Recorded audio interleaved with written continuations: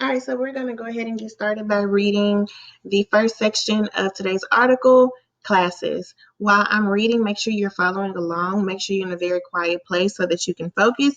And in addition, I want you to be taking notes over what we're reading so that it'll be easy for you to quickly identify, find, and write your hashtag main idea or gist. Are you ready? All right, let's begin. It says, although the male citizens had by far the best position in Greek society, there were different classes within this group. Top of the social tree were the best people, the artistoi. Possessing more money than everyone else, this class could provide themselves with armor, weapons, and a horse when on military campaign. The aristocrats were often split into powerful family factions or clans who controlled all the important political positions in the polis.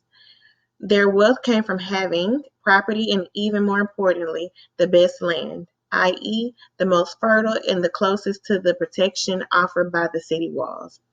A poorer or second-class citizen existed too.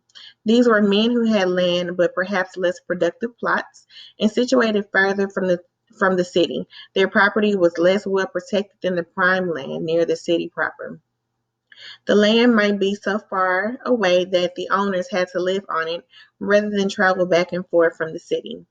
These citizens were called the perskoi, or the dwellers roundabout, or even worse, dusty feet, and they collected together for protection in small village communities, subordinate to the neighboring cities.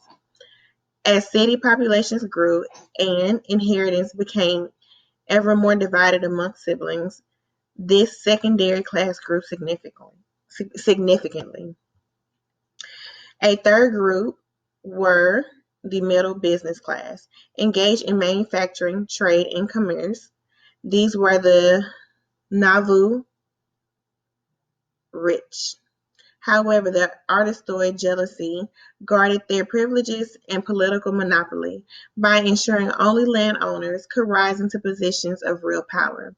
However, there were some movements between classes. Some could rise through accumulating wealth and influence. Others could go down a class by becoming bankrupt, which could lead to a loss of citizenship and even being enslaved. Health, losing out on an inheritance, political upheavals, or war could also result in best getting their feet a little dusty. All right, so remember, during this time, you should have been taking notes over what we read. Um, take a couple of notes down and write a quick 10-word gist and be prepared to write it on this next side.